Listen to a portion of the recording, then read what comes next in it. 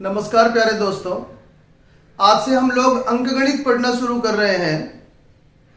पहले चैप्टर के रूप में हम लोग अनुपात समानुपात का अध्ययन करेंगे, लेकिन ये प्रश्नावली शुरू करने से पहले मैं आपसे कुछ चर्चाएं करना चाहता हूँ। एक ये कि अनुपात समानुपात परीक्षा के दृष्टिकोण से बहुत इंपॉर्टेंट प्रश्नावली है। अनुपात समानुपात पढ़कर आप न केवल ये प्रश्नावली सीख रहे हैं बल्कि इसका लिंक अन्य कई प्रश्नावलियों से होता है, या यूं कहे गणित पढ़ना है तो अनुपात आना ही चाहिए। तो इस प्रश्नावली को बिल्कुल ध्यान से समझने का प्रयास करना। नंबर 2, रटकर आप इन प्रश्नावलियों को नहीं सीख सकते हैं। इनका कंसेप्ट जाने बिना अगर आप आगे बढ़ेंगे तो हो सकता है कि एक दो प्रश्न में आप जरूर इसे काम में ले सकते हैं। आप सारे अनुपात के प्रश्न नहीं कर सकते हैं, ठीक है। तो कंसेप्ट वाइज मैं आप लोगों को पढ़ाना शुरू करूंगा। बहुत लंबी प्रश्नावली है, बहुत सारे इसके वीडियोज आएंगे, पर अन्य सारी प्रश्नावलियां इसी पर डिपेंड करती हैं। एक बात मैं आपसे ये करना चाहता हूं कि मैं आपको जो भी पढ़ा रहा हूं उसको देखने के बाद उससे संबंधित सुझाव आपको समझ में आया नहीं आया, इस बारे में आप कमेंट बॉक्स में जरूर लिखा करें। एक्चुअली आपकी संख्या ही मुझ में आत्मबल देती है, इसी से मैं थोड़ा और साहस के साथ पढ़ा पाता हूं। तो जो भी विचार आपके दिमाग में हो कमेंट बॉक्स में जरूर लिखा करें, मुझे जरूर प्रोत्साहित किया करें कृपया, ठीक है। तो अनुपात पढ़ने से पहले मैं आप लोगों को यही बताना चाहता हूं कि अनुपात है क्या। दोबारा दोहराऊंगा, बहुत लंबी प्रश्नावली है, आप अच्छे से नोट्स बनाइए। मैं इसका हर एक पहलू आप लोगों को बताऊंगा और बहुत आराम से आप इसके सारे तथ्य सीख सकेंगे। तो हम लोग शुरू करते हैं। सबसे पहले मैं आपसे बात करना चाह रहा हूं कि अनुपात होता क्या है। हम जो शब्द काम में ले रहे हैं अनुपात, ये क्या है, अनुपात क्या होता है, इसके बारे में बात करते हैं। तो बेटा अनुपात जो है वो एक्चुअली सापेक्षिक तुलना होती है। अनुपात जो है वो किन्हीं पदों की सापेक्षिक तुलना होती है। सापेक्षिक तुलना से क्या मतलब हुआ, जैसे मैंने आप लोगों को बोला कि राम और श्याम दो दोस्त हैं। मान लीजिए मैंने बोला राम और श्याम दो दोस्त हैं और इनके धन का अनुपात जो है वो 2:3 है। इनके धन का अनुपात 2:3 है। राम और श्याम के धन का अनुपात 2:3 है। तो बेटा ये सापेक्षिक तुलना है। श्याम के सापेक्ष राम का धन और राम के सापेक्ष श्याम का धन कितना है, अनुपात हमें यही बताता है। इसका मतलब ये कभी भी नहीं हुआ कि राम के पास 2 रुपए हैं। इसका मतलब ये कभी भी नहीं हुआ। मैंने ये कहा कि इनके धन का अनुपात 2:3 है, तो इसका मतलब ये हो गया, आप ये कह सकते हैं कि यदि राम के पास 2 रुपए होंगे तो श्याम के पास 3 रुपए होंगे, या फिर इनका कोई भी गुणज 2:3 का कोई भी गुणज। जैसे मान लीजिए मैं ये भी कह सकता हूं कि इसके पास 4 रुपए हैं और इसके पास 6 रुपए हैं, ऐसे भी कहा जा सकता है। एक्चुअली दोनों का दूसरा गुणज हुआ है, इसका दूसरा गुणज 4 रुपए है, इसका दूसरा गुणज 6 रुपए है। अच्छा, आप इसको 100 से गुणा करके भी लिख सकते हैं कि अगर राम के पास 200 रुपए होंगे तो फिर इसके पास 300 रुपए होंगे। आराम से मेरी बात समझना, मैं क्या समझाना चाह रहा हूं। अगर राम के पास 2 रुपए होंगे तो श्याम के पास 3 रुपए होंगे। अनुपात आपको क्या स्वतंत्रता देता है, आप सभी राशियों पर यह तुलना कर सकते हैं। अगर मैं बोलूं राम के पास 4 रुपए है तो आप पाएंगे ये इसका 2 गुना हो रहा है क्या, ये इसका 2 गुना हो रहा है क्या। तो जब इसका 2 गुना हो रहा है तो इसका भी 2 गुना ही होना चाहिए। अब देखिए, मैं बोलूं राम के पास 200 रुपए है तो राम के पास 200 रुपए है तो क्या इसका 100 गुना हो रहा है क्या। तो बेटा जब इसका 100 गुना होगा तो इसका भी 100 ही गुना होगा। याद रखिए, अनुपात जो कि अपने सरलतम रूप में होते हैं उन्हें आप समान पदों से गुणा कर सकते हैं, समान पदों का भाग दे सकते हैं, उनमें बदलाव ला सकते हैं। अब जैसे मैंने बोला कि राम और श्याम का जो धन है उसका अनुपात 2:3 है। मान लीजिए मैंने कहा उनके धन का अनुपात 2:3 है। उसके बाद मैं ये कहता हूं कि राम के पास जो है वो 1000 रुपए है, 1000 रुपए है। तो आप बोलेंगे अगर इसके पास 1000 रुपए होंगे तो इसके पास 1500 रुपए होंगे। क्यों? क्योंकि इनका धन हमेशा 2:3 में रहेगा। तो ये पता कैसे लगे बेटा, इसका 500 गुना हुआ क्या, इसका 500 गुना हुआ तो इसका भी 500 गुना ही होगा। आशा करता हूं आप मेरी बात समझ रहे होंगे। मैं आपको यह समझा रहा हूं कि अनुपातों को समान पदों से गुणा किया जा सकता है, समान पदों का भाग दिया जा सकता है, उनमें कोई बदलाव नहीं आने वाले हैं, ठीक है। अब जैसे मैंने कहा कि मान लीजिए मैंने कहा राम के पास 2x रुपए हैं तो बेटा क्या इसको x से गुणा किया? बिल्कुल किया। तो इसके पास 2x रुपए है, तो फिर इसके पास कितने होंगे? 6x रुपए होंगे। अब समान, माफ कीजिए, 3x रुपए होंगे। आप समान पदों से गुणा कर सकते हैं। आपने इसको x से गुणा किया तो फिर इसको भी x से गुणा करेंगे। ये मैं आपको समझाना चाह रहा हूं।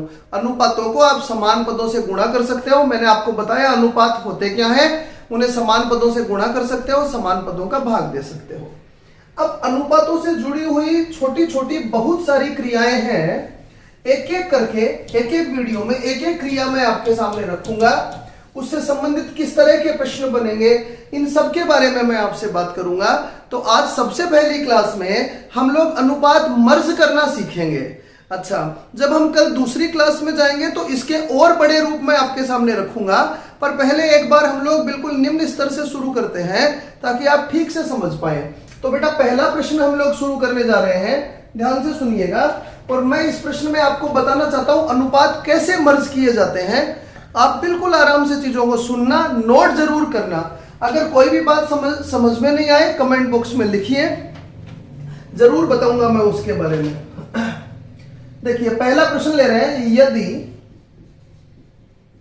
a अनुपात b बराबर 7:9 एवं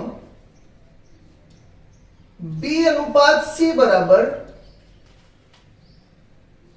5:7, तो a अनुपात b अनुपात c बराबर क्या? ये हमारा पहला प्रश्न है। अब बेटा मेरी बात सुनिएगा, अनुपात सीखने के लिए बहुत छोटी छोटी सी क्रियाएं आपको समझनी पड़ेंगी। उसकी शुरुआत हम लोग कर रहे हैं इस प्रश्न से, और बिल्कुल बड़े लेवल तक हम लोग इसके बारे में बात करेंगे। तो यहां से मैं आपको कुछ चीजें एक बार दोहरा देना चाह रहा हूं समझाने के दृष्टिकोण से।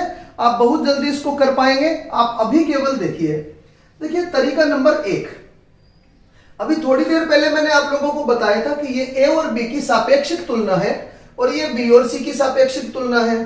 तो जब ए के पास 7 होता है तो बी के पास 9 होता है, और जब बी के पास 5 होता है तो सी के पास 7 होता है। या मैं कहूं ए का मूल्य 7 है तो बी का मूल्य 9 है। ठीक है। अब एक ही प्रश्न में आपको दो जगह बी के अलग अलग मूल्य मिल रहे हैं। यहां ये कहता है कि बी का मूल्य 9 है और यहां ये कहता है कि बी का मूल्य 5 है। तो अनुपातों को मर्ज करके आप क्या कर सकते हैं, इनको एक जगह लिखा जा सकता है। मैं अलग अलग तरीके आपके सामने रखूंगा। तो सबसे पहले बात करते हैं इसके पहले मेथड की। ध्यान से आप सुनना। जैसे इसने कहा ए अनुपात बी अनुपात सी निकालिए, तो आप पहले लिख लीजिए ए अनुपात बी अनुपात सी। अब इसको कैसे हल करेंगे बेटा? तो आप लिखेंगे ए अनुपात बी अनुपात सी। यद्यपि आपको करना है तो आप लिखेंगे ए और बी का मान कितना दे रखा है, 7 और 9, और बी और सी का मान कितना दे रखा है, 5 और 7। तो आपको क्या करना है, जिनका मान आपको दे रखा है उनके नीचे लिख लीजिए। आपने लिखा यदि ए का मान 7 है तो बी का मान 9 है, और यदि बी का मान 5 है तो सी का मान 7 है। ठीक है। तो बेटा बी के दो अलग अलग वैल्यूज आपके पास आए ना। यहां बी का मान 9 है, यहां बी का मान 5 है। तो आपको केवल एक काम करना है, यदि किसी भी प्रश्न में जब अनुपात बिखरे हुए हैं तो उनमें आप कोई एक वैल्यू बराबर कर लेंगे, कोई एक वैल्यू सब में बराबर कर लेंगे, तो आप प्रश्न का उत्तर आराम से दे सकेंगे। मैं ये कहना चाह रहा हूं, आराम से सुनना, बिल्कुल आराम से सुनना, आपको पता लग जाएगा। मैं ये कहना चाह रहा हूं कि बी के ए का तो एक्चुअली एक ही वैल्यू आपके पास है, सी का एक ही वैल्यू आपके पास है, बी के आपके पास दो वैल्यू है ना। तो क्यों नहीं आप इसको समान बना लेते हैं। मैंने थोड़ी देर पहले बोला अनुपातों को आप किसी भी संख्या से गुणा कर सकते हैं, किसी भी संख्या का भाग दे सकते हैं। तो b का एक वैल्यू 9 है, एक वैल्यू 5 है। तो इनको अगर बराबर बनाना है तो मैं देखिए ऊपर वाले पद को 5 से गुणा कर दूंगा। यदि मैं इसको 5 से गुणा करूंगा तो ये 45 हो जाएगा। समझ रहे हैं मेरी बात? और नीचे वाले पद को मैं 9 से गुणा कर दूंगा। तो बेटा अगर इसको 9 से गुणा करूंगा तो ये भी 45 हो जाएगा। तो जब मैं इसको 5 से और इसको 9 से गुणा करूंगा तो दोनों ही 45 में बदल जाएंगे। अभी थोड़ी देर पहले मैंने आपको समझाया कि यदि मैं इसको 5 से गुणा करूंगा तो इसे भी करना पड़ेगा। अनुपातों का जो भी जोड़ा आपके पास है, अगर आप एक को गुणा करेंगे तो दूसरे को करना ही पड़ेगा बेटा। तो आप इसको जब 5 से गुणा करेंगे तो बाबू ये हो जाएगा 35 और ये हो जाएगा 45। समझ रहे हैं? अब जब आप इसको 9 से गुणा करेंगे तो 9 5 45 और 9 7 63। तो ये आपका फाइनल आंसर आ गया।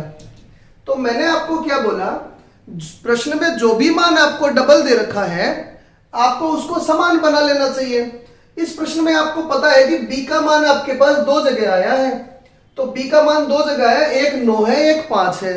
तो 45 ऐसी संख्या है जिसमें 9 और 5 दोनों का ही भाग जाता है, तो इसको 45 बनाने के लिए 5 से गुणा करेंगे तो 35 और 45 हो गया। इसको 45 बनाने के लिए 9 से गुणा करेंगे तो 45 और 63 हो गया। आशा करता हूं आप समझ गए होंगे। अब मैं इसके कुछ और तरीके भी आपके सामने रख रहा हूं। अब मैं इसका सेकंड मेथड लेता हूं, ध्यान से सुनना, ध्यान से सुनना। जब ये कहता है कि a अनुपात b अनुपात c निकालो, तो आप लिख लें a b c, यहां आप लिखें 7 और 9, यहां आप लिखें 5 और 7, जैसा कि आपको प्रश्न में दे रखा है। और जिस तरफ संख्याओं की पूर्ति नहीं हो रही है उस तरफ पूर्ति कर लें। तो ये जो 9 है यहां मैं लिख दूंगा 9, जो उसके पास है वही संख्या लिख दिया करें, और यहां नहीं है तो ये मैं लिख दूंगा 5। आराम से मेरी बात समझ लीजिए, 9 इधर लिख दूंगा 5 इधर लिख दूंगा। अब आप इन्हें गुणा कर दीजिए सीधा ही, 7 5 35, 9 5 45, 9 7 63। मैंने एक और तरीका बता दिया है, पर बेटा ये रटना हुआ, और यहां मैं आपको समझा रहा हूं कि ऐसा क्यों कर रहे हैं आप। तो बेटा दोनों को समान बनाना ही हमारा अंतिम काम है। बस आप अपने दिमाग में एक बात बैठा लीजिए कि जैसे अलग अलग पद होंगे तो उसमें से किसी मान को हमें समान बनाना है। समान बना देंगे, यदि एक मान समान बना देंगे तो बस आपका सारा प्रश्न हल हो जाएगा। अब इसमें दूसरी चिंता क्या है, इसमें दूसरी चिंता ये है बेटा कि अभी जैसे आपको a अनुपात b अनुपात c दे रखा था, मैंने लिखा 7 अनुपात 9। हालांकि ये भी किया जा सकता है अतिरिक्त प्रयासों के साथ, पर अगर आप इस पर फोकस करेंगे तो बहुत अच्छे से आप आगे बढ़ते रहेंगे। मैं आपको और तरीके बता जरूर रहा हूं, पर हमारा अंतिम फोकस इस पर होगा। अब मैं ये नहीं कह रहा कि ये अच्छा तरीका नहीं है, ये बहुत अच्छा तरीका है, कुछ प्रश्नों के लिए बहुत कारगर है, और इसमें सीखने की कोई ज्यादा बात नहीं है, तो हमें ये भी सीख कर चलना चाहिए। परंतु ये आपके दिमाग में जरूर से जरूर होना चाहिए। सुनिएगा, और फिर इसने बोला BC का मान 5 7 है। तो बेटा अब तक तो ये कोई दिक्कत नहीं है, पर अगर मैं बोलता कि AC का मान 5 7 है तो फिर मुझे 5 यहां लिखना होता। AC का मान 5 अनुपात 7 होता तो ये 5 और 7 यहां होता ना। तो अभी मैंने जो बताया कि ये तो 9 आप बढ़ाकर इधर लिख देंगे, पर जब बीच वाला पद आपके पास गायब होगा तो आप समझ नहीं पाएंगे कि इसको इधर बढ़ाएं कि इसको इधर बढ़ाएं। ठीक है, तो इसलिए मैं नहीं चाह रहा कि आप प्रायोरिटी दें इस तरीके को। सबसे बेहतर तरीका आपके लिए यही रहेगा, मैं दोबारा दोहराऊं, पर यह भी आप सीखिए। मैंने क्या बताया अभी मैं दोबारा दोहरा दूंगा। तीसरा तरीका बताता हूं, ऐसे बहुत सारी बातें हम लोग कर सकते हैं बेटा। तीसरा तरीका बताता हूं, जैसे मैंने लिखा a अनुपात b अनुपात c, ABC का वैल्यू है 7 9, AB का वैल्यू और इसका है 5 7। तो यहां से हम लोग क्या करें, इन्हें तो सीधा गुणा कर दें 45, इन्हें तिरछा कर दें तो ये 35 और ये 63, इसे सीधा गुणा कर दें और इन दोनों को तिरछा गुणा कर दें, तो इससे भी आप उत्तर निकाल सकते हैं। पर मैं अपनी बातें दोबारा दोहराऊंगा, यहां आपने कुछ समझकर किया है और इन दोनों में आपने चीजों को रटा है। एक बार दोबारा तीनों तरीकों पर ध्यान दो, फिर हम लोग अगले प्रश्न की तरफ रुख करेंगे। सबसे पहले आपको तीनों ही तरीकों में ABC लिख लेना चाहिए। AB का वैल्यू लिख लिया, BC का वैल्यू लिख लिया। मैं क्या कर रहा, अनुपातों को मर्ज कर रहा। ये जो बिखरे हुए अनुपात आ रहे थे ये मैं आप लोगों को समझा रहा हूं। ठीक है, अब यहां से आप क्या करेंगे बेटा, यहां से आप क्या करेंगे सुनिएगा, जो मान डबल आया उसको समान करने की कोशिश करो। 9 और 5, B के दो मान मिले आपको 9 और 5, तो दोनों को 45 बनाया जा सकता है। इसको 5 से गुणा करेंगे तो ये 45 बनेगा, पर इसको 5 से गुणा करें तो पूरी लाइन को कर दीजिए तो ये 35 और ये 45 हो गया। इसको 9 से करेंगे तो ये 45 बनेगा, तो 9 से इसको करेंगे तो इसको भी 9 से करेंगे तो 63 हो जाएगा। ठीक है, दूसरा तरीका आपको क्या कहता है, आराम से सुनिएगा। जिस तरफ आपके पास स्पेस है उसकी समीपस्थ संख्या लिख दो। इधर है तो ये 9 लिख दिया, इधर है तो ये 5 लिख दिया। मैं ये कह रहा हूं कि बीच में संख्या नहीं होना, तब आपको दिक्कत होगी कि इसमें 5 लिखे कि 7 लिखे, थोड़ा कंफ्यूज रह जाएंगे। बस मैं ये समझाना चाह रहा हूं, और ये बात मैं क्या कह रहा हूं ये अगले प्रश्नों से आपको पता लग जाएगी। तो प्रभावी तरीका वही है, उस पर जरूर ध्यान दें और फिर सीधा गुणा कर दें। ये सीधा गुणा और तिरछा गुणा करना रहा। ठीक है, अब एक अंतिम बात मैं आपसे और कर लेता हूं, इसको बहुत जल्दी भी आप कर सकते हैं। ये मैंने लिखा A अनुपात B अनुपात C। ठीक है बेटा, अब आप ये देखिए b का वैल्यू यहां 9 है और यहां 5 है, तो इसी को तो बराबर करना है। तो बेटा इसको आप किससे गुणा करेंगे? 5 से गुणा कर दीजिए, और इसको आप किससे गुणा करेंगे? 9 से गुणा कर दीजिए, तो बराबर हो जाएगा। तो ये चूंकि बराबर हो जाएगा तो आप सीधा काम में ले लीजिए, फिर उनको 5 से गुणा करेंगे तो 5 7 35, 5 से गुणा करेंगे तो 9 5 45, ऐसे ही जब आप इसको 9 से गुणा करेंगे तो 45 और 9 से इसको करेंगे तो 63। ये लीजिए, ये पहला प्रश्न मैंने आपके सामने रख दिया है। अब एक बहुत अच्छी और बेहतर बात मैं आपको समझा रहा हूं, ध्यान से सुनना। देखिए ये इसका उत्तर आ गया। अब इसके उत्तर में भी आप ये पाएंगे कि ए और बी जो है उसका अनुपात वही बना रहेगा, 7:9 ही रहेगा। और यहां आप पाएंगे कि बी और सी को काट कर देखेंगे तो वही अनुपात, 9 से काटेंगे तो 5:7 बना रहेगा। तो इसके उत्तर में भी तो वही अनुपात आ रहे हैं। तो एक बात मैं आपसे ये कर सकता हूं कि इनको आप ऑप्शन से भी कर सकते हैं। ऑप्शन से कैसे? अभी मैंने पहले प्रश्न में नहीं लिखे ऑप्शंस, लेकिन आगे मैं 3-4 प्रश्न बाद ऑप्शन लिखूंगा, तो आप समझना उस बात को मैं क्या कह रहा हूं, वहां मैं समझाऊंगा ऑप्शन से। अभी फिलहाल मैं एक बार आपको कंसेप्ट समझाना चाहता हूं। तो हम लोग इस तरीके को ड्रॉप कर रहे हैं, क्योंकि सारे प्रश्नों में ये लगेगा ही नहीं। इस तरीके को मैं साथ लेकर चलूंगा और साथ ही आपको ये बताता रहूंगा ये कब नहीं लगेगा, और ये हमें हमेशा करना है।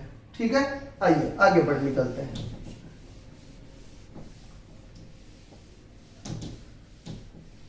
एक और प्रश्न करते हैं बेटा।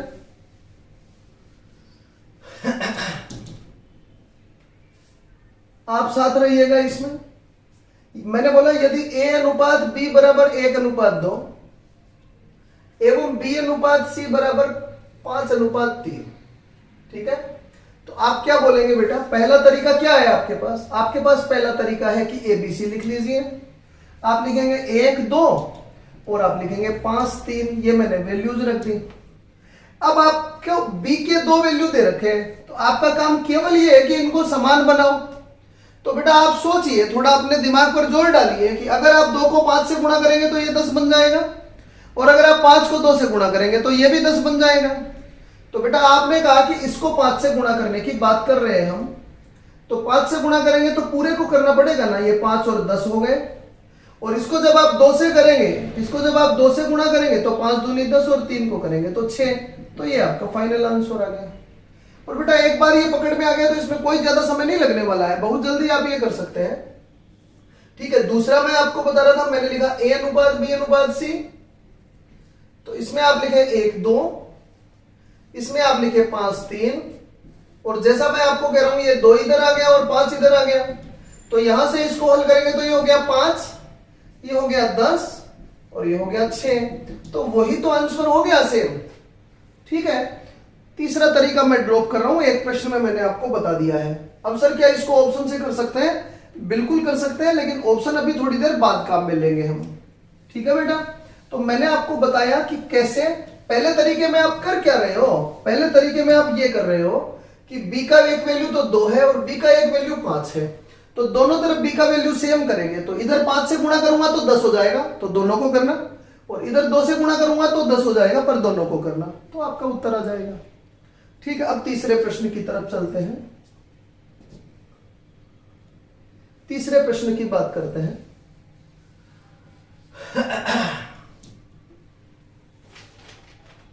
इसने बोला यदि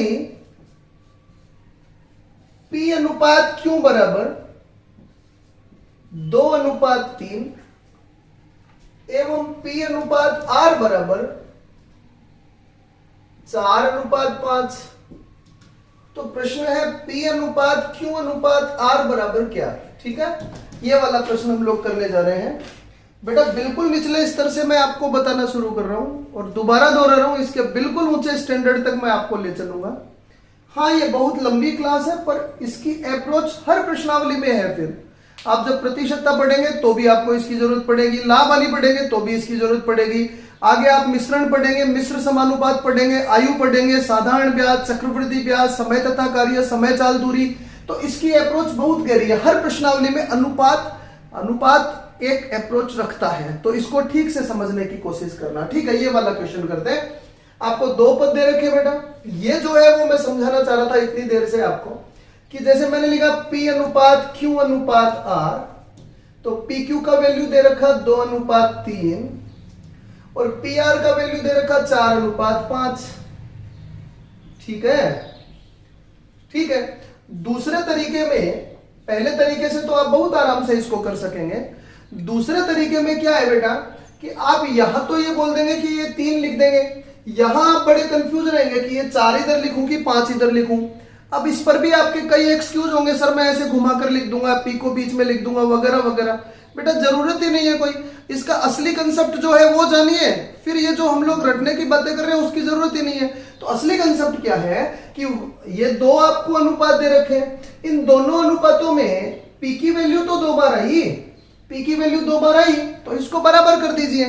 तो आप बोलेंगे सर ऊपर वाले को 2 से गुणा करूंगा तो ये 4 हो जाएगा, और नीचे वाले को 1 से गुणा करूंगा तो भी ये 4 रह जाएगा। आप बिल्कुल फ्री हैंड है, आप कैसे भी कर सकते हैं, आपको बस इनको बराबर करना है। समझ गए होंगे मैंने क्या कहा। तो बेटा जब इनको बराबर करेंगे तो क्या होगा, इसको 2 से गुणा करेंगे तो 4 हो जाएगा। चलिए कर देते हैं, ये 4 हो गया, इसको 2 से करेंगे तो 6 हो गया। समझ रहे, मैंने इस अनुपात को 2 से गुणा कर दिया, और इसको 1 से गुणा कर लेंगे तो ये 4 ही रह जाएगा, तो 1 से गुणा करेंगे तो ये 5 हो गया।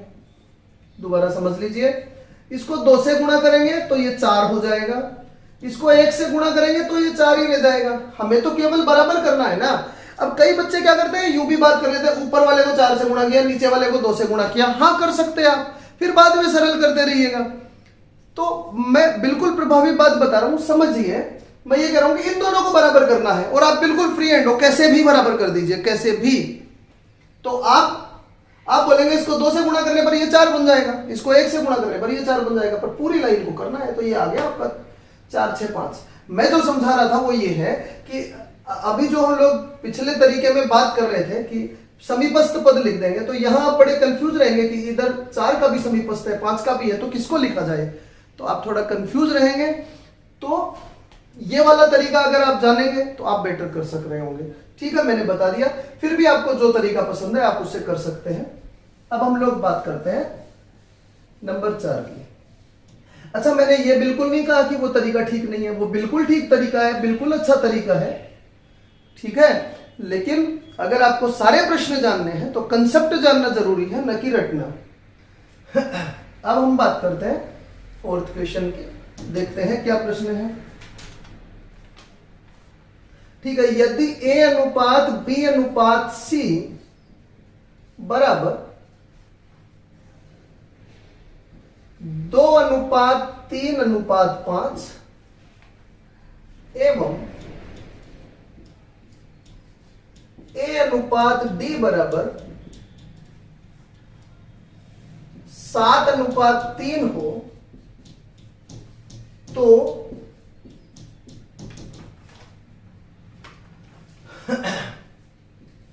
A अनुपात B अनुपात C अनुपात D बराबर क्या। ठीक है, अब आप बिल्कुल स्वतंत्र हैं, हमने जो सीखा उससे आप बिल्कुल स्वतंत्र हैं। ध्यान से देखना। देखो मैंने लिखा A अनुपात B अनुपात C अनुपात D।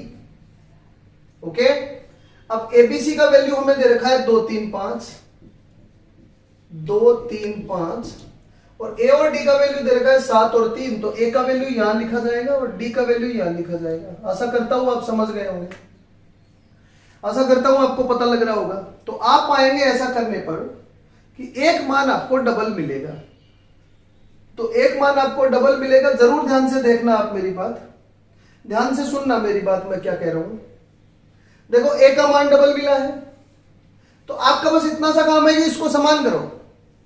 तो आप बोलेंगे सर 2 को अगर मैं 7 से गुणा करूंगा तो 14 हो जाएगा, और 7 को अगर 2 से गुणा करूंगा तो ये भी 14 हो जाएगा।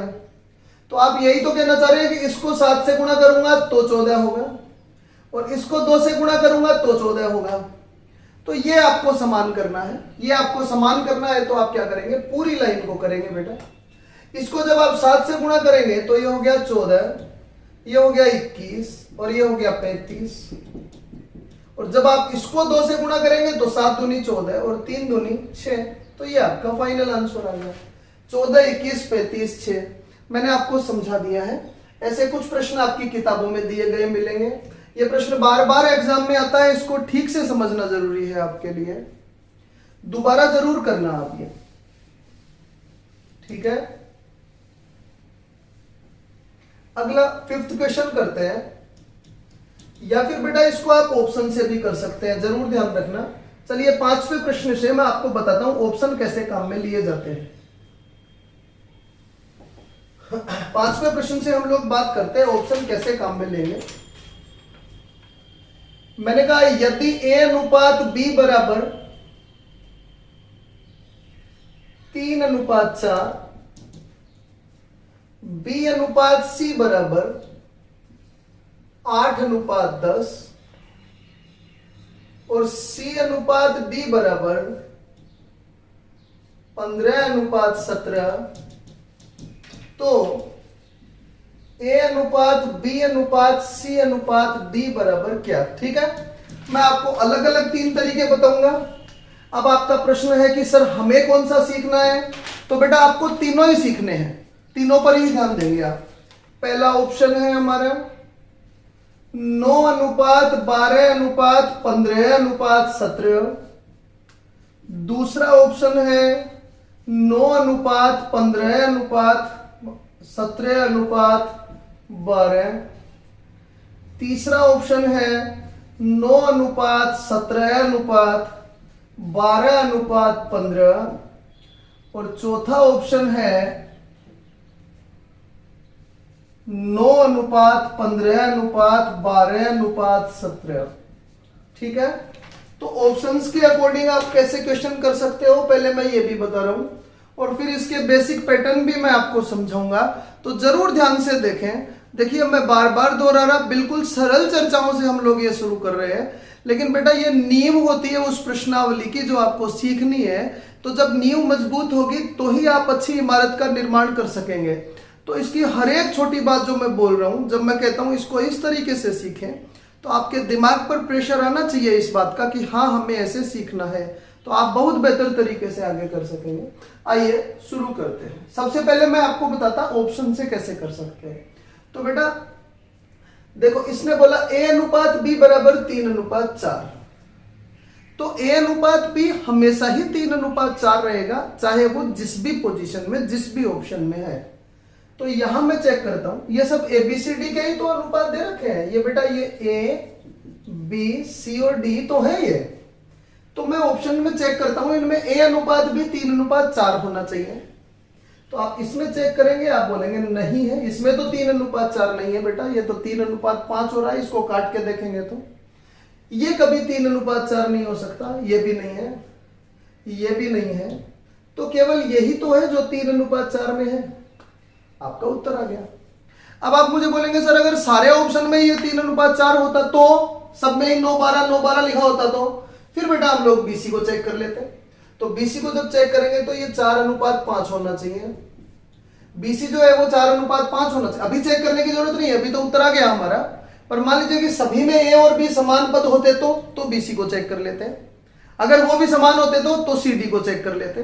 तो आप बहुत जल्दी आराम से आप उत्तर दे सकते हो। ये है इस प्रश्न को ऑप्शन से करना। ठीक है, मैंने बताया आपको। अब बेटा इसके बेसिक पैटर्न से भी मैं आप लोगों को समझा देना चाहता हूं, ध्यान से मेरी बात सुनना।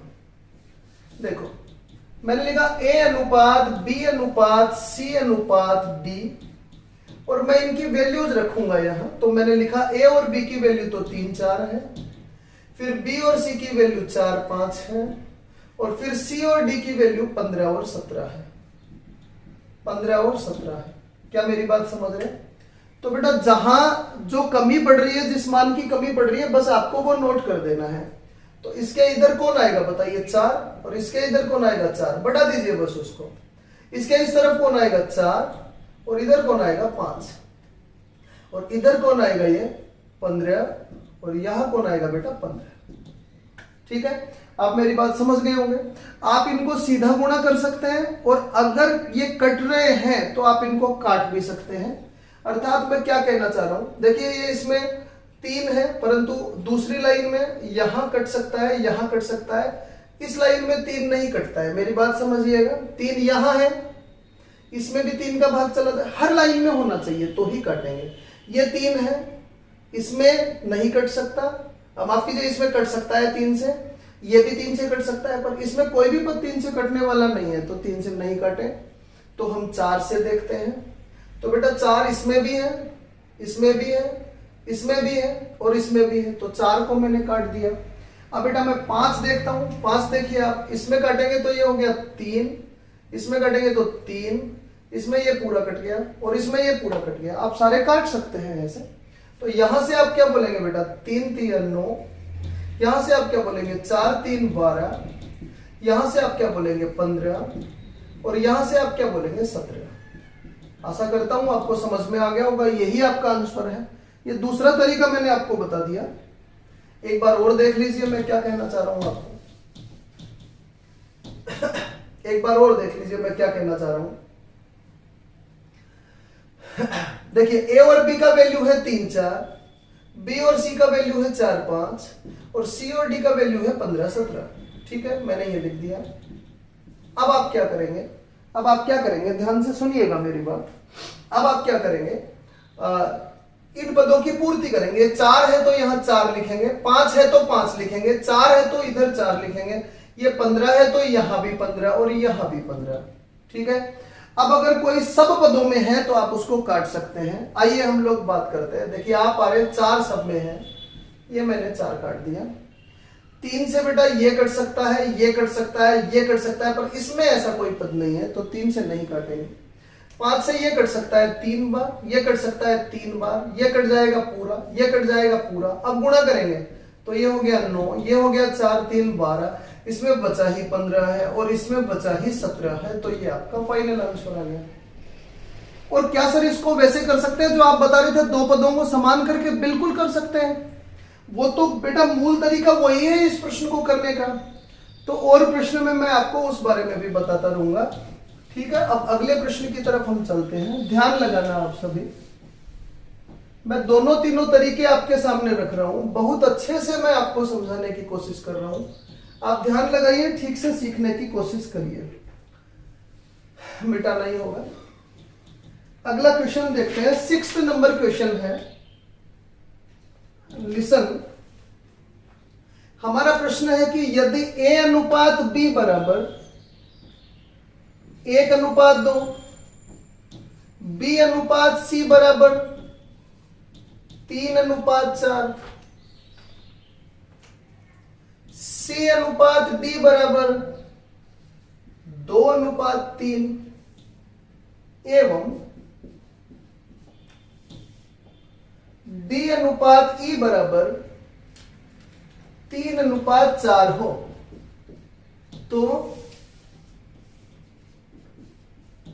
A अनुपात B अनुपात C अनुपात D अनुपात E।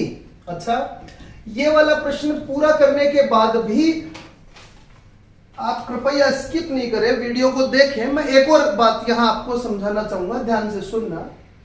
तो बेटा यहां से आपको क्या पता लग रहा है? अच्छा, ऑप्शन शोर ले लेते हैं इसके। इसका पहला ऑप्शन लिखा मैंने A, 1 अनुपात 3 अनुपात 6 अनुपात 12 अनुपात 16।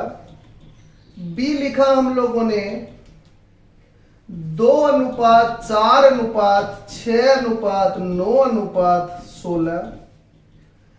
फिर C लिखा हमने 3 अनुपात 4 अनुपात 8 अनुपात 12 अनुपात 16। और फिर D लिखा हमने 3 अनुपात 6 अनुपात 8 अनुपात 12 अनुपात 16। ठीक है बेटा, अब आप ध्यान से मेरी बात सुनना, आपको तुरंत ये बात समझ में आ जाएगी। पहला काम ही ऑप्शन से करना, तो आप बोलेंगे A अनुपात B बराबर 1 अनुपात 2 होना चाहिए। अब बेटा मैंने इसका बेसिक पैटर्न भी बता दिया आपको, और अब मैं इसको ऑप्शन से करना भी बता रहा हूं। तो ध्यान से सुनना, मैंने आपको बोला A अनुपात B बराबर 1 अनुपात 2 दे रखा है आपको, तो हर ऑप्शन में ही A अनुपात B बराबर 1 अनुपात 2 होना चाहिए। ये A B C D E ही तो है।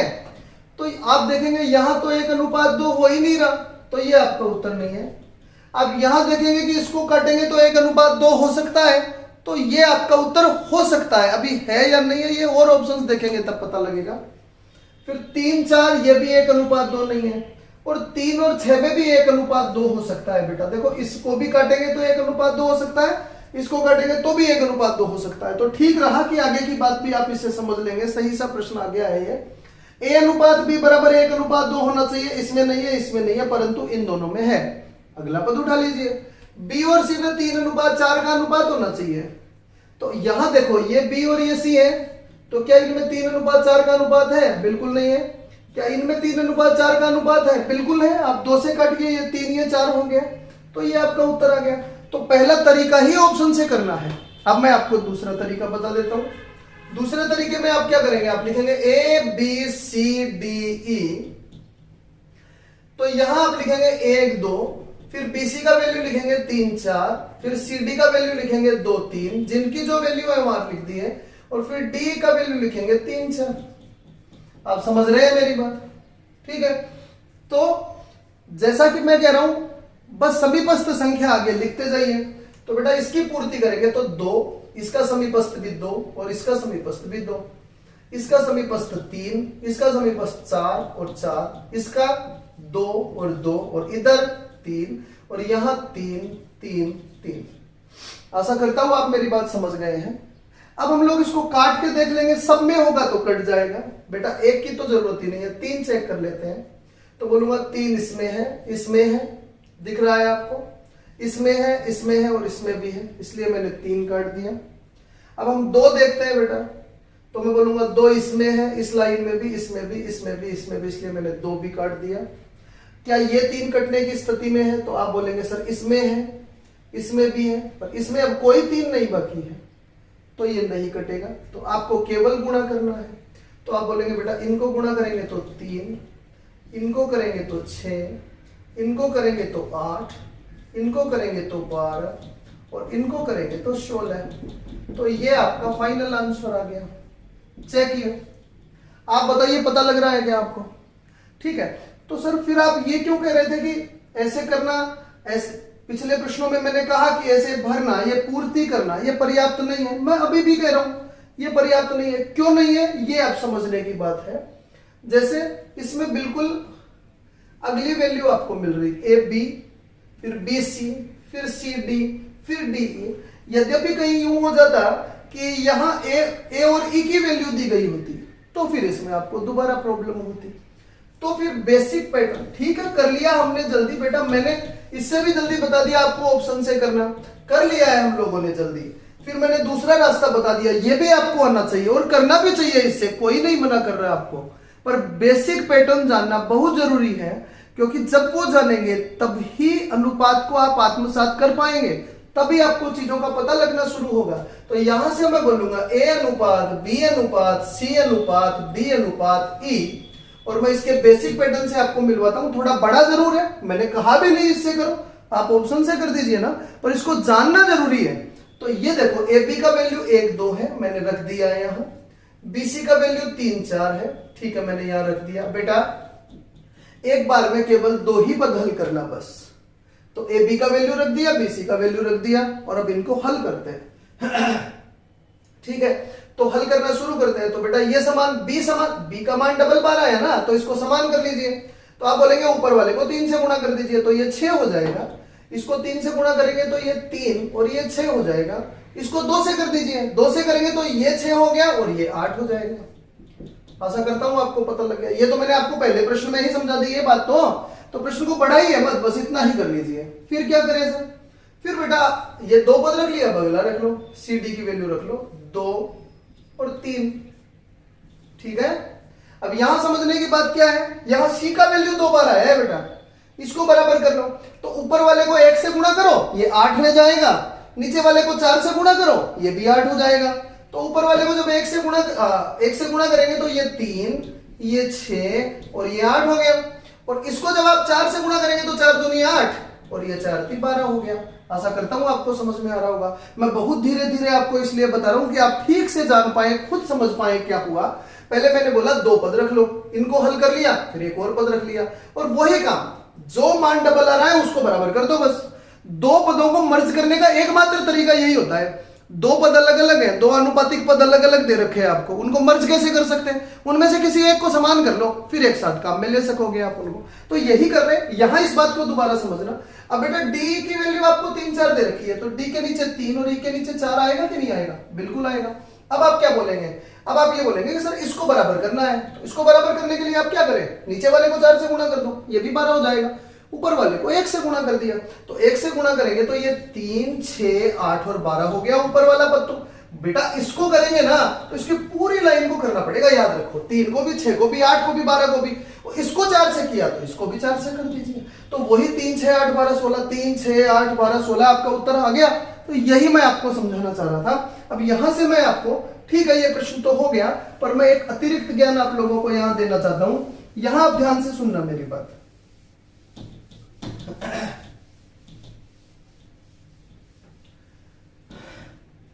बेटा अनुपात जो होते हैं उनको आप बटा में भी लिख सकते हैं। ध्यान से मेरी बात सुनना, मैं क्या कह रहा हूं।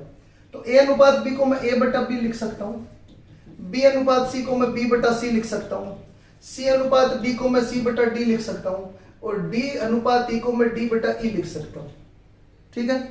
और यहां से मैं ये कहना चाहता हूं कि अगर आप इनको गुणा कर दोगे, अगर आप इनको गुणा कर दोगे तो आप क्या पा रहे हैं कि बी से बी कट गया, सी से सी कट गया, डी से डी कट गया, ई बच गया। तो क्या ये ए बटा ई आ गया?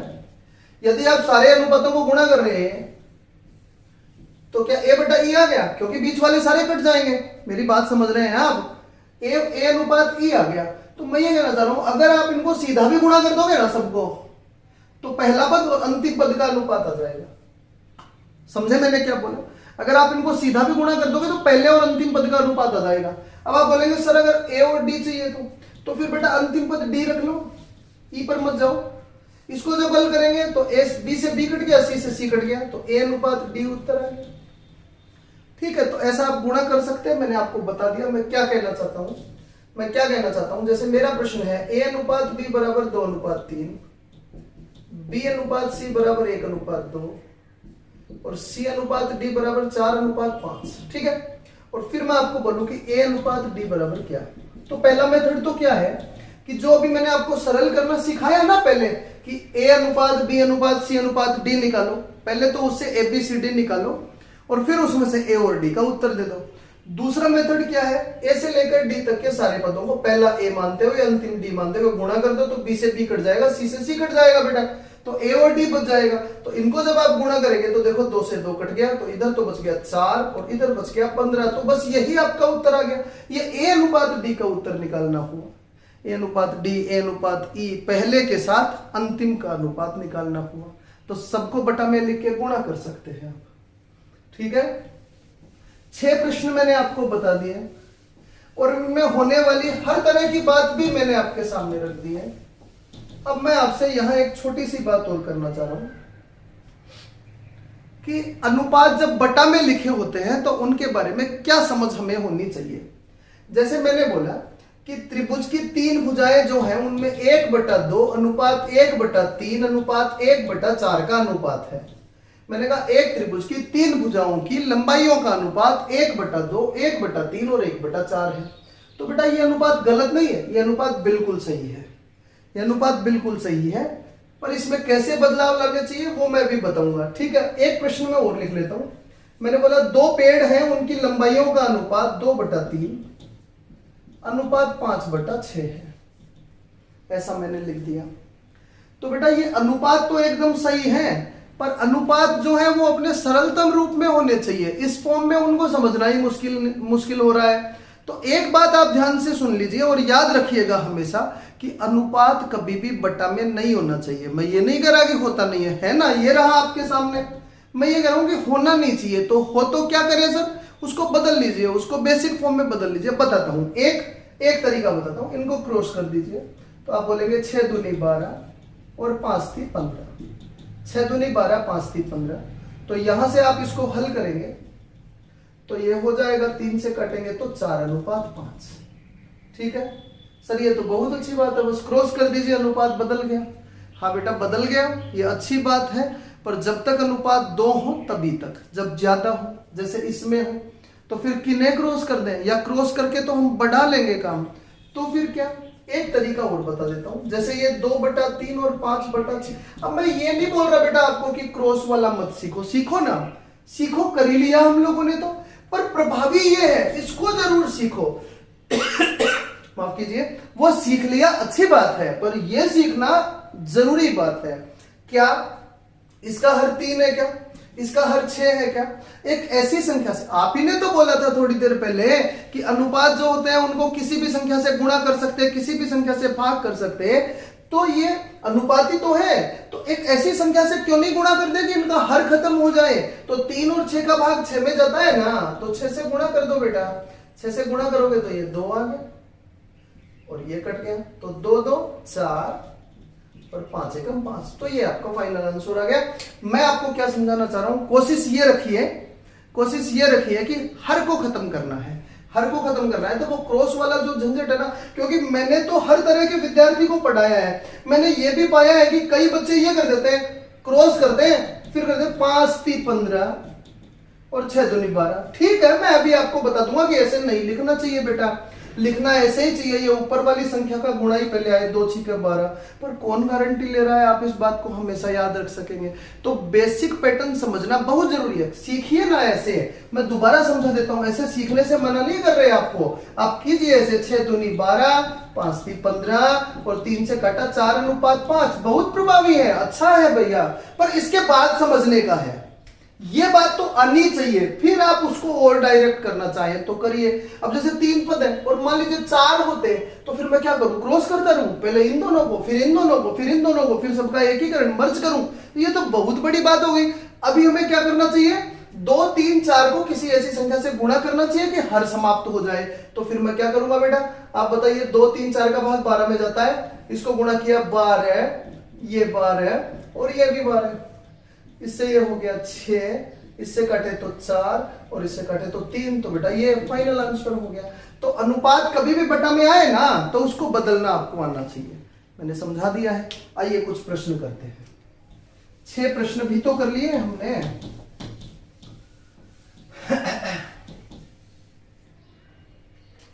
ठीक है, तो प्रश्न नंबर 7 देखते हैं।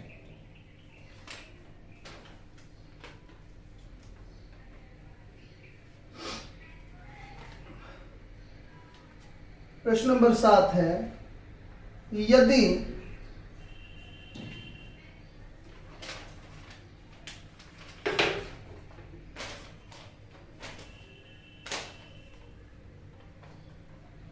A अनुपात B बराबर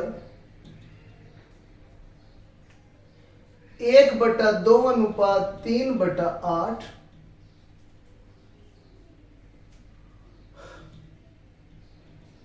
B अनुपात C बराबर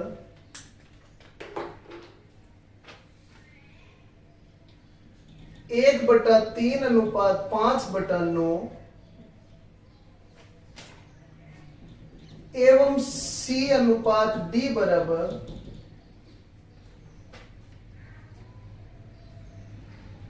5/6 अनुपात 3/4, तो A अनुपात B अनुपात C अनुपात D बराबर क्या? ये हमारा क्वेश्चन हो गया। And options are A 6 4 8 10, B 6 8 9 10, C 8 6 10 9 और डी 4 6 8 10। ठीक है, आराम से मेरी बात सुनना, मैं इसको कैसे जल्दी कर रहा हूं इस पर भी ध्यान देना और प्रश्न को करना भी सीखना। तो बेटा मैंने लिखा A B C D, यही तो है ये। तो सबसे पहले मैं A अनुपात B देख लेता हूं क्या होता है। तो A अनुपात B इसने क्या दे रखा, 1/2 3/8 दे रखा। तो एक तरीका तो ये कि आप इसको यू गुणा कर सकते हैं, ऐसे कर सकते हैं 8 एकम 8 3 दूनी 6, तो ये हो गया 4 अनुपात 3, ऐसा भी कर सकते हैं आप।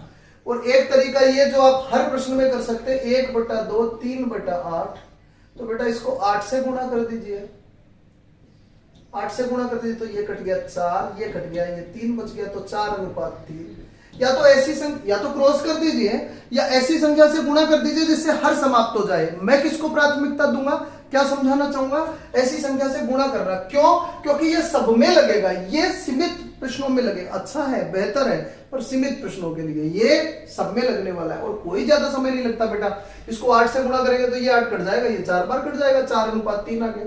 तो बेटा a अनुपात b बराबर 4:3 आ रहा है, तो क्यों नहीं हम यही चेक कर लेते हैं। अगर किसी ऑप्शन में 4:3 हो रहा हो, केवल एक में ही हो रहा हो, तो वो उत्तर दे देंगे।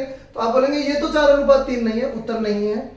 ये भी 4:3 नहीं है, उत्तर नहीं है। ये देखिए ये 4:3 ही है और ये 4:3 नहीं है। इसको 2 से काटेंगे तो 4:3 ही हो जाएगा ना, तो ये आपका उत्तर हो गया। नथिंग टू डू, मैंने कुछ किया ही नहीं बेटा, सीधा ही कर दिया प्रश्न को। ठीक है, तो आप ऐसे भी कर सकते हैं और कंसेप्ट वाइज भी मैं आप लोगों को बता रहा हूं, तो प्लीज सुनना।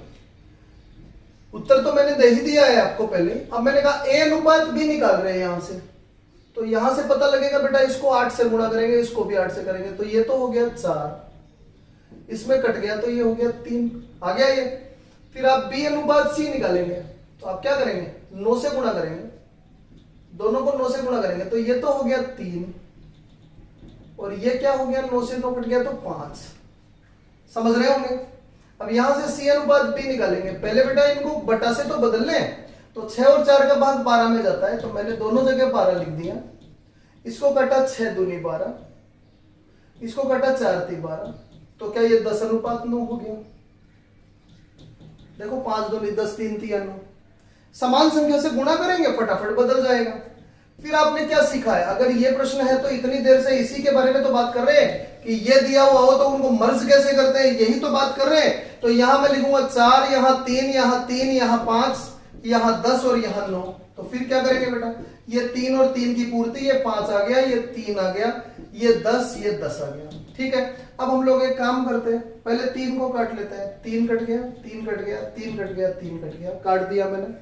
फिर मैं 5 को काट लेता हूं, 5 कट गया, इसमें भी कट गया, ये 2 आ गया और ये भी 2 आ गया, कर लिया मैंने। और कोई संख्या पूरी कट नहीं रही, गुणा कर लेते हैं। 4 दूनी 8, 3 दूनी 6, ये 10 और ये 9, 8 6 10 9, ये आपका उत्तर आ गया।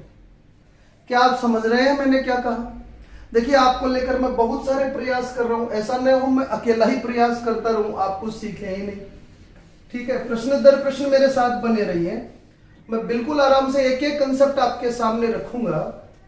देखिए कई बच्चे बहुत लालायित होते हैं और फिर जल्दबाजी लगा देते हैं, उनको एक ही दिन में सारा टॉपिक चाहिए होता है। पर बेटा मैं हर एक बच्चे को ध्यान में रखकर ये वीडियो बनाता हूं, तो कमजोर से कमजोर बच्चे के लिए भी ये है, तो धीरे धीरे आपके सामने सारे प्रकार आ जाएंगे। ठीक है, क्वेश्चन नंबर 8 करते हैं।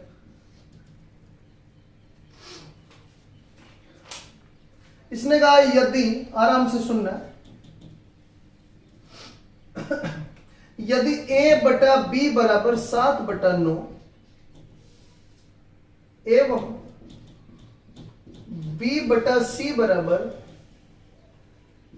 3/5, तो a अनुपात b अनुपात c बराबर क्या? बेटा ऑप्शंस के अकॉर्डिंग भी कर सकते हैं। और थोड़ी देर पहले मैंने आपको कहा कि अनुपात में लिखना, बटा में लिखना एक ही बात है। a बटा b का मतलब a अनुपात b ही है। तो बेटा कौन दोनों में कौन है? b दोनों में, इधर 9 के रूप में है, इधर 3 के रूप में है। तो इन दोनों को ही तो समान करना है। पहला तरीका बता रहा हूं, इन दोनों को ही तो समान करना है।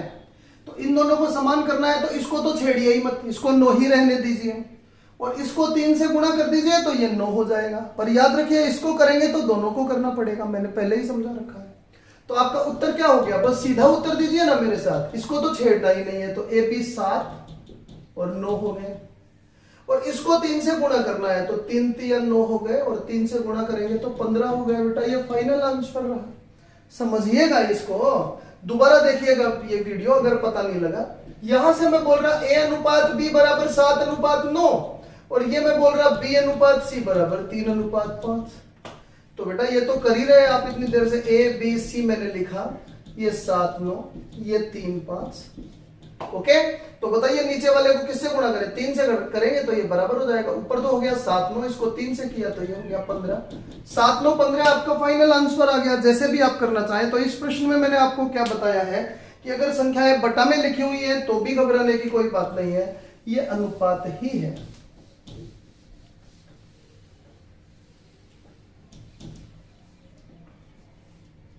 ठीक है, प्रश्न नंबर 9 देखते हैं।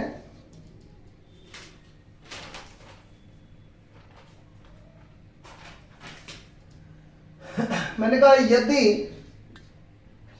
A अनुपात B अनुपात C बराबर 8 अनुपात 7 अनुपात 11 एवं B अनुपात C अनुपात D बराबर 21 अनुपात 33 अनुपात 2, तो A अनुपात B अनुपात C अनुपात D बराबर क्या। ठीक है बेटा, अब आराम से मेरी बात सुनना। ये मैंने लिखा A B C D, यही तो कुछ हम मर्जी तो कर रहे हैं हम लोग। तो ABC यहां क्या है, 8 है, 7 है, 11 है, और BCD क्या है बेटा, 21 है, 33 है और 2 है। ओके, पहली बार इस प्रश्न का सामना कर रहे हैं आज की क्लास में आप। अभी तक एक ही मान डबल आ रहा था, इस बार 2 डबल आ रहे हैं। तो बेटा वो जो कंफ्यूज था ना, 11 लिख दो, 21 लिख दो, अब आपको परेशान कर देगा। इसलिए मैं कहता हूं कि तरीका वो समझना चाहिए जो हर प्रश्न में लग जाए। तो अगर आप शांत मन से पूरे वीडियो को देखेंगे तो आप निश्चित रूप से ये बात सीख पाएंगे कि कोई भी एक मान ले लीजिए और उसको बराबर कर दीजिए, बस इतना ही आपका काम है। तो आप बोलेंगे कि सर मैं इसको 3 से गुणा कर दूं तो ये 21 हो जाएगा, और इसको 1 से कर देते हैं, बस इतना ही काम है। इसको 3 से गुणा करने की बात है, इसको 1 से करने की बात है, इससे चेक करेंगे तो भी यही होगा। तो आप बोलेंगे 24, 21, 3 से कर रहे हैं ना 33, और 1 से करेंगे तो 21, 33 और 2। तो ये आपका फाइनल आंसर हो गया, 24, 21, 33, 2। बड़े आराम से आप इस प्रश्न का उत्तर दे सक रहे हैं। अब कई लोग कुतर्क करते हैं कि सर यहाँ 34 आ जाए तो बेटा नहीं आ सकता। बी और सी में जब 7 अनुपात 11 का अनुपात है तो हमेशा ही बी और सी में 7 अनुपात 11 का अनुपात रहेगा, ऐसे ही हर कुछ नहीं आ सकता। ठीक है, मैंने क्या कहा, अगर बात नहीं समझे दोबारा सुनो इस बात को, पीछे जाइए और दोबारा सुनिए।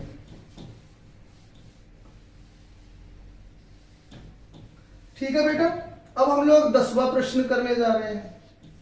आराम से सुनते जाइए आप, हर तथ्य सुनिए, समझिए क्या बताया जा रहा है, ध्यान दीजिए। ठीक है, इसने बोला आज के लिए लास्ट प्रश्न है, यदि 1/x बराबर 1/y बराबर 1/z,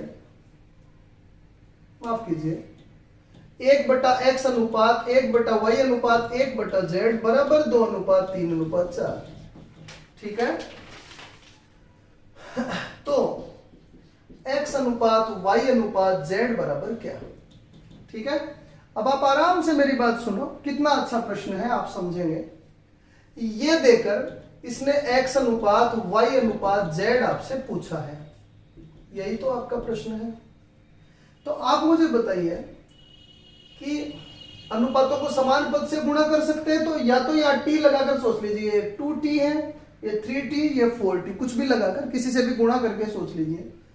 तो आप पाएंगे कि 1/x बराबर, देखो मैं यहां लिख देता हूं, 1/x बराबर 2t है। यदि मैं सबको t से गुणा कर देता हूं, तो अगर 1/x बराबर 2t है तो x बराबर क्या होगा बेटा, x बराबर क्या 1/2t हो जाएगा क्या, बिल्कुल हो जाएगा। इसका उल्टा ही तो हो रहा, तो इसका भी उल्टा कर देंगे, या फिर आप क्रॉस करके पता लगा लीजिए। जब 1/x बराबर 2t है, जब 1/x बराबर 2t है तो क्या x बराबर 1/2t हो जाएगा क्या। ये तो हो गई गणित की बात।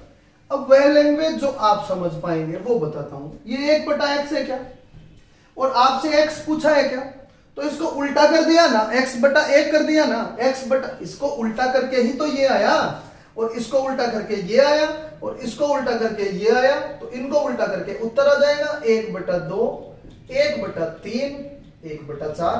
ये आपका उत्तर आ गया। पर दुर्भाग्य से ये आपको ऑप्शन में नहीं मिलेगा, क्योंकि मैंने आपको बता रखा अनुपात तो बटा में होने ही नहीं चाहिए। तो फिर आप क्या करेंगे, इसको किससे गुणा करेंगे बेटा, 12 से, 12 और 12 इससे गुणा करेंगे तो क्या ये 6 हो गया क्या, और क्या ये 4 और क्या ये 3 हो गया क्या, तो ये आपका फाइनल आंसर आ गया। ठीक है।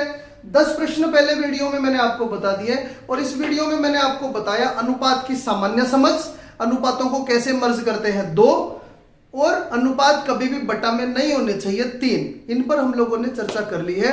दोबारा मैं निवेदन करूंगा आप लोगों से, अब इसको निवेदन ही कहना ठीक होगा, कि आप वीडियो देखिए, इसके बारे में जो भी विचार हैं वो कृपया कमेंट करिए, ताकि आपकी बातें मुझ तक पहुंचे और मुझे ये पता लगे कि कम से कम आप वीडियो देख तो रहे हैं। आप सब देख रहे हो तो मैं बनाता जाऊं, अन्यथा फिर कोई मतलब ही नहीं है, मैं बेवजह समय निकालूं। तो आप कृपया इसके लिए कमेंट जरूर करिएगा, इसको ज्यादा से ज्यादा दोस्तों तक पहुंचाइए। अनुपात की सरल क्लास से हम लोगों ने शुरू कर दिया है, पहली क्लास से हमने शुरू कर दिया है, बहुत सारी क्लासेस हम लोग पढ़ने वाले हैं। आप ऐसे ही बने रहिए, मिलते हैं अगले वीडियो के साथ। Thank you and thank you very